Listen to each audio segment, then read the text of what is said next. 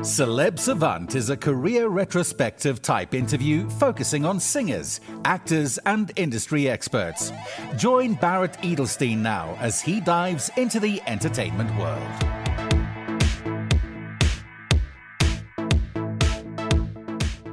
J.P. Cooper is a British singer and songwriter.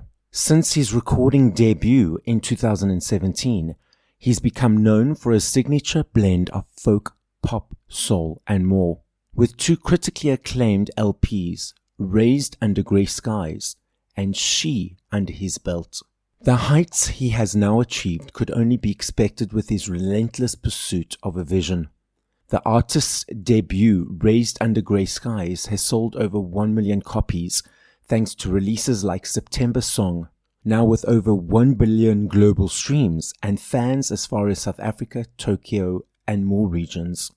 His debut album is 3 times platinum in the UK, gold or platinum certified in 11 other countries, and he boasts an incredible 6 billion streams worldwide and counting. As well as hit collaboration Perfect Strangers with Jonas Blue, JP has worked with the likes of Bugsy Malone, Koji Radical, S.G. Lewis, Gabriel Aplin, Stefflon Don, Petite Biscuit, as well as Stormzy on Mama's Prayers. In 2026, JP releases his 3rd album, Just a Few Folk. The project speaks to his current mindset as a person and as a musician, his state of being content in one's uniqueness and no longer chasing mass approval, rather searching for the fellow outliers and thinkers that resonate. Up next on Celeb Savant, we've got JP Cooper. JP, where are you in the world and how are you doing? I am in Hampshire in the UK. I'm about an hour south of London. I'm currently in my little studio space and I'm doing great. Yeah, I've been spending a lot of time in here. I've got a lot going on at the minute, lots to look forward to. I've been spending a lot more time with family the last few months, which has been really, really nice. Let's rewind. At what age, whether as a child or teenager, did you think, okay, I want to be creating music, I want to be in this space, and how did that journey progress? I think as soon as I started writing something that looked like songs, I very, very quickly made my mind up that was it. I was probably only about 15 or 16. Music came a little bit late in terms of me playing it. I wasn't in a household where I was trained or taught or anything like that. There was a lot of art in the house, a lot of paintings and things like that, but it wasn't like a professional thing. It was never a business.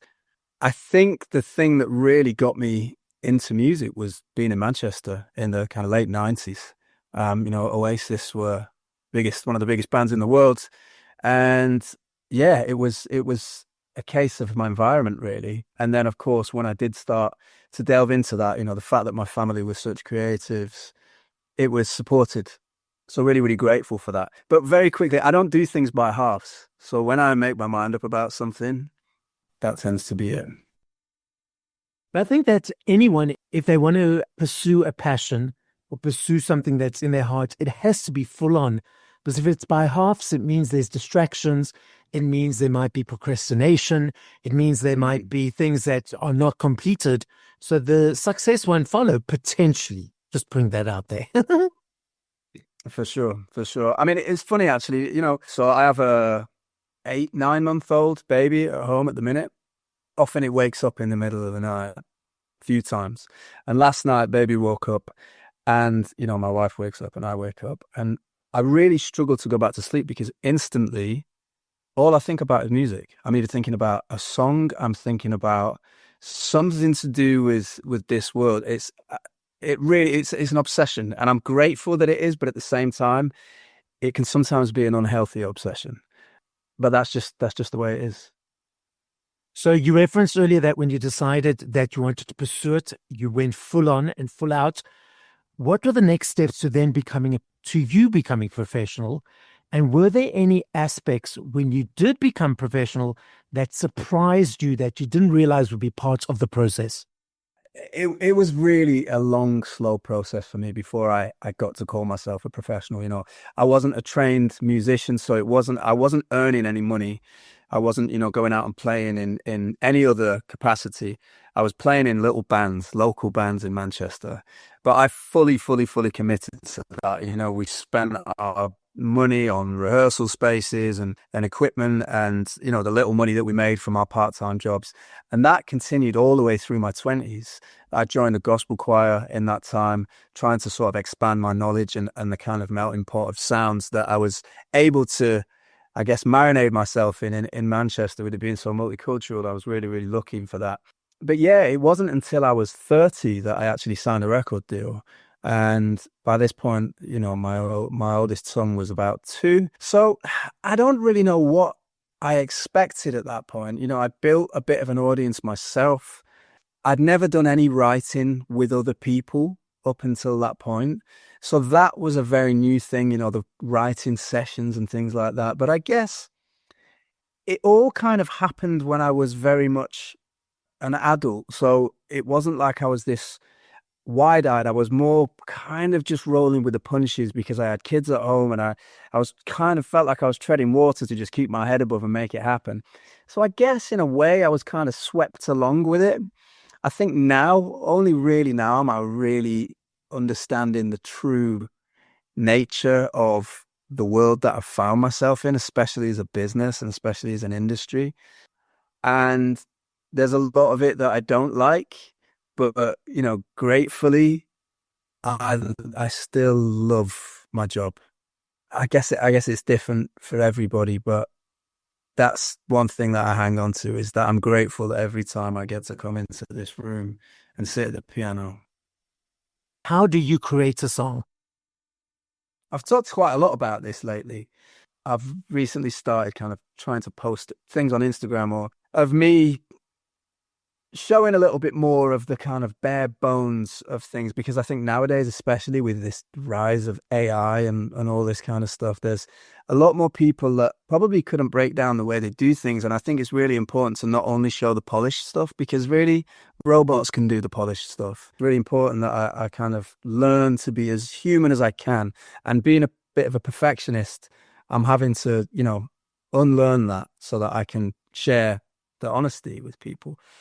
I'm somebody who kind of writes daily, like most days. If I'm not in a writing session or if I'm not on the road, I will come into the studio. It's almost like a 9-5, I get up at number 1 and I come to the studio. I make something. So it isn't necessarily waiting around for a bolt of lightning to kind of come out of the sky and hit me. It's a case of chasing things that light me up. So if I sit at the piano or I sit at the guitar, maybe I'll find a few chords that make me feel something, and I'll probably loop them. I'll play them. I don't tend to record because I like things to be fluid and move whenever they can. A lot of the time I go home with just a video of me singing and playing the song. So that is often the little spark will be me sitting with an instrument. But then sometimes I think I've learned to always be open to things that may be the spark for a song. The other day, I went for a coffee in a place that's like a greasy spoon. I spoke about this. A greasy spoon in the UK is like it's where you go for like a fried breakfast, and they're very sort of working class places, not fancy, nothing like that. I was thinking about how I love those places, and I'm kind of tired of these bougie hipster spots. Like they seem to be quite soulless. And I was chatting to an Irish guy who he's moved to the States, and he told me that his friends, it made me think about that, this being in this greasy spoon, how his friends had started to say that when he goes back home, they say that he has notions.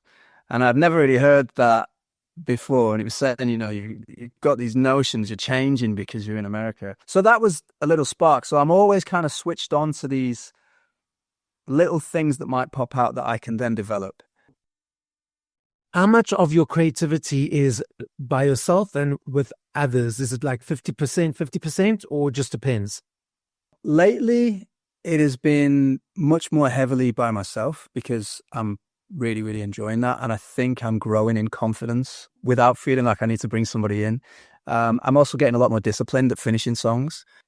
I think in a lot of my records in the past, I love to write with, but I think in the future, it'll be a lot more weighted in towards me being the kind of 100% writer on a lot of the songs. But I love working with other people. I love working with people on their projects, for their projects. That's something that I've started doing a lot more. It allows me to be a lot freer in the way that I think about things. I love writing by myself because I don't need to convince anybody of anything. I just follow my own instincts. You mentioned earlier about growing in confidence to write by yourself. Was there a little bit of doubt, a little bit of maybe fear or something that was saying to you, okay, well, you need that other person to bounce off of? Or was it just about growth in your space that allowed it to happen? I think that I found myself in a commercial world and I never really expected to be there. Even though I signed a record deal, I didn't expect to be in this kind of Radio 1 Capital kind of world, you know. When I found myself in that world and I felt this expectation from, you know, record labels and the people around me to continue to perform in that space, that was when the uncertainty and the lack of confidence in that field crept in, because I never planned on writing pop songs, you know, it was never the plan. So I think at that point I thought, well, I'm going to need to bring some people in who can steer me back to the center when I start going too far left. Nowadays, I think because I've spent so much time in that world, I've learned an element of pop sensibility whilst allowing myself to go off to the left if I want to, and understanding how to steer myself back to a place where it's palatable while still really, really satisfying myself. I think it's taken me all of this time to kind of get there. Up until then, I was really relying on other people to be like, okay, JP is getting a little bit off-piste now. And now this is why I love being on my own, because I can explore all of those avenues without worrying about anybody else's feelings of commercial success. I think a lot of the problem is writers don't get paid as well as a lot of people think. So if they're trying to make album tracks, they're going to have to put so many of them out. So all the writers are going for, you know, jobbing songwriters. They're all going for the big singles. They're the gifts that keep on giving. But you don't want to do that in every session, you know. So for me, it's nice for me to be on my own without feeling like I'm dragging somebody into into songs that maybe aren't going to make them as much money. I don't have to worry about that when I'm by myself. You referenced earlier that you are now collaborating and creating for others. How long have you been doing that for? And you referenced it's also freeing in a certain way. In what way is it freeing? So I'll begin with the last question. It's really freeing because I get to kind of step into their shoes for a minute. I stop thinking about what people expect from me, and I almost get to play these different roles. You know, I get to use words that I would never use because it wouldn't be sincere to me. I get to play with sounds that I wouldn't necessarily choose, and I'm always learning by the way that other people do things. I think this is the cool thing about stepping into a situation where I'm not the artist. I'm just seeing where I can be useful, and I'm trying to kind of help another artist. So seeing the way that they work and the way that they show up is amazing, and I learn little tricks from them. But yeah, I think the main thing is just this freedom of I don't need to be the person that carries this song. I can just help it come into the world. You know, I don't need to go out. I can leave the studio. I don't have to worry about how I'm going to promote it, how I'm going to do it live. It's all about the song and all about serving the artist. And I think because I've been an artist for so long, and I've usually been the person who everybody else has been working a lot with, it's nice for me to come and be on the other stand, understanding the psychology of an artist in that situation and just trying to be helpful, trying to encourage. And I really, really enjoy that. I love making my own records, but it's nice to step out of that world now and again. It's almost like a palate cleanser. So yes, that's a great thing. And how long have you been doing that for now? I've only really started doing it a lot more regularly in this last year. I wrote a song that Liam Payne released, another one with Jonah 4, but 4 other people. And now it's a lot more. So the guy who's produced my album, Cam Blackwood, he has a studio and we kind of teamed up, and obviously he's on the buttons. And then we sit down, we sit at the piano, we bring artists in, whether it's new artists or old artists. And we've been doing that as a much more of a regular thing, as like a partnership. That's been a lot of fun. Now, you've collaborated with another friend of the podcast, a friend of mine, Hannah V. and you worked together on the Beatles, amongst other projects. You worked on the Beatles. I think you recorded that, if I remember correctly, at Abbey Road. What was the inspiration behind that collaboration and that specific idea? Hannah and I have worked together for a long time. Hannah was actually my first session that I did. You know, when I signed a record deal, she reached out and said, "Oh, do you want to come and do some writing?" I've never done any writing sessions before that. I'd only ever worked by myself. So I came down to London and I worked with her. And when I met her, I was like, "Where do I know you from?" And I'd actually supported Layla Hathaway in Manchester, and Hannah was playing keys for her at the time. So there was a little bit of history there. But we did a few sessions, and then we just became long-time collaborators, really. She'd demo up a lot of my things for me. She had a track on the first and second album that she produced. And a lot of these live sessions, you know, Hannah had come in. She's an amazing coordinator, and the way that she pulls people together, and her energy in that situation. She's so cool under pressure when there are time constraints and we need to get things done. This was one of those sessions. I was recording a bunch of live versions of songs from my album, but because we were in Abbey Road, we thought, if we've got time at the end of the session, let's try and record a Beatles cover. Yeah, we managed to find a bit of time at the end, and we threw an arrangement in, and it became what it was. And now it's been shared a lot. People seem to really, really enjoy it. I think it's moved a lot of people deeply. I think, so many people that have reached out to me and said, it's been played at my father's funeral or things like this. So it's really, really beautiful to have, created a moment that can bring peace to people. I love me a CD. I still budget for my CDs every month. For me, it's an energy exchange to say thank you to you guys for all the hard work that you do. I love the journey of the choice, the unpacking, the booklets, the thank yous, etc., etc. I'm unsure if you may or may not be aware, there's a massive uptick of physical around the world.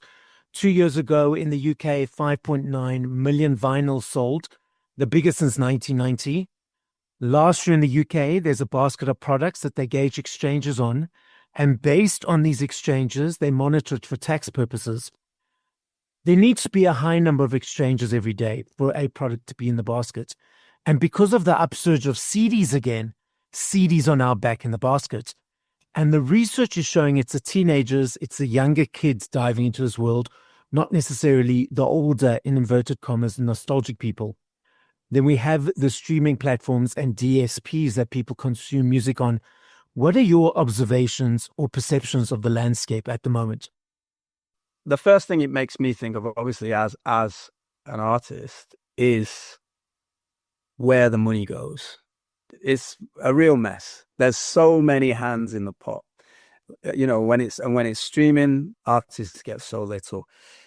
Physical sales, definitely, I think there's more that goes to the artist. There's not as many people involved in that. But sadly, it is something that has died. I was always a big fan of, it's funny, I went back to my dad's house for my birthday over that weekend, and, I've got stacks and stacks of CDs there that I collected, and I used to sort of save up my money and go to a place in Manchester called the Vinyl Exchange, and I didn't buy vinyl, I bought CDs, but they had rows and rows and rows of CDs, and what was great about that place was they would have little leaflets next to some of the records that the staff would write on that would say, "For fans of Portishead, Massive Attack, and Bjork," whatever.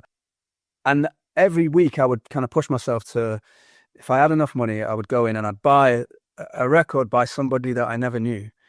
And it's great that we've got this amazing new way of consuming music. It's amazing what we have access to.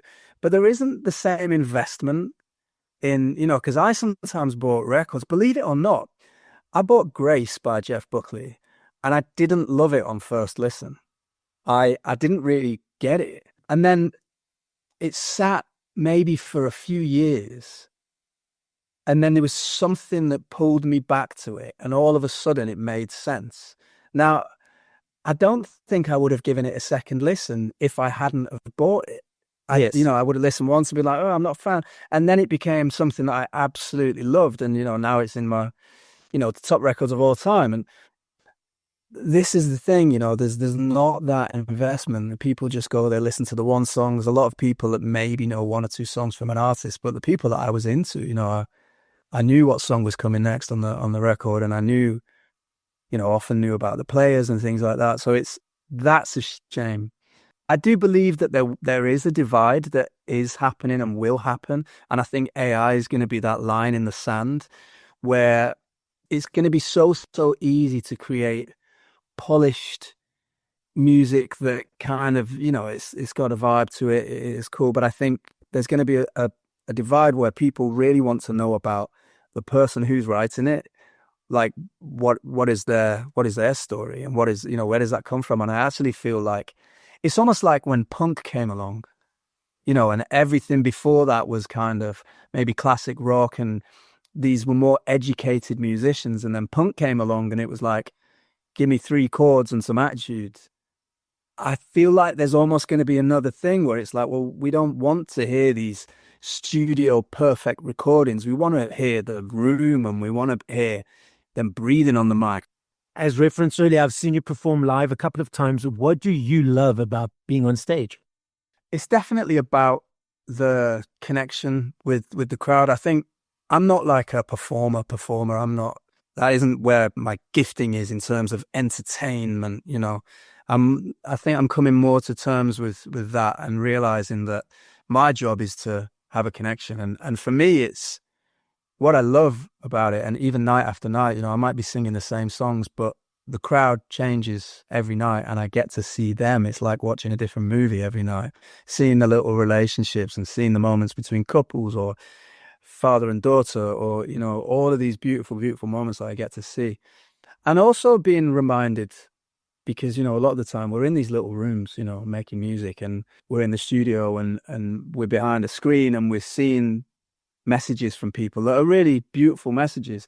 But until you see these people in person in one place, that's when it kind of lands, and it's like, wow, this is actually, not only is it a great job, but it's an important job that I'm doing here. And it's nice to be reminded of that. Okay, so I'm that dude that's right up in front. I'll take my cell phone out for maybe 1 or 2 videos, 1 or 2 photos, and then I'll put it away. I notice these days that people are videoing and tweeting and posting and doing a lot with the phone and turning their heads from the stage and filming themselves with you behind small. In fact, that was at one of your shows, and I was actually astonished. Was this girl was so excited and your favorite artist, and yet for the majority of the show, she turned her back to the stage with you sort of small in the background and was filming her face with you small in the background. And I was like, you're missing the show. From a person that sees a bunch of phones, potentially compared to people's eyes, do you not feel that takes away from the connection you're referencing? Or again, it's just where society is? Yeah, I mean, there's probably an element of that, but I think, this has always been happening, but it seems more apparent now that the relationship between an artist and somebody who goes and watches that artist or listens to that artist is, artists used to be these people that were kind of, you couldn't touch them, and they were kind of, they were there, and they were these big special people who you go to them because, that you want to know more about them. Now I feel like we're just creating the music for their show. And in a way, it's like, I'm actually kind of all right with that. I don't need to be front and center all the time. I'm happy for people to just enjoy what I'm doing. So it's almost like everybody nowadays is the star of their own show. We just get to try and make the soundtrack for it. And I kind of like that. It's an interesting perspective. I never thought about it before. So thank you for that. It makes it more sense in my brain. So thank you. Tell us what's coming up over the next period of time. So I guess the big thing is my new album, Just a Few Folk, is coming out in February. So I am trying to put together to start figuring out what taking that out on the road looks like. I'm being a little bit more careful with what I do. Obviously, I've got kids at home and stuff now, and it just needs to make sense. So I'm trying to figure out how I want to do that. And again, thinking of leaning more into this. Again, nowadays, there's a lot of people using auto-tune live, and they've got all of this track, and they've got all of this show and this performance. And I'm like, I think I really, really want to strip away the bells and whistles and find a way. I think, again, it's me trying to learn to be brave enough to do what I think is the best of me, rather than trying to exist in an arena that I don't fit. So that's something that I'm kind of working on at the minute. I might end up just really stripping things back and just going out with me and a couple of people and creating experiences that are really human. And it isn't about the person on stage being a star or doing this amazing show. It's about creating opportunities for connection and just to be together as human beings. Because I think that's something that we're really, really, really missing. So that's something that I'll be kind of thinking about and trying to put that together and figure out how best to take that and create that for people. But at the minute, I'm just really, really enjoying. I'm completely in love with writing songs, and I think more so now than I ever have been. I'm just so excited about that.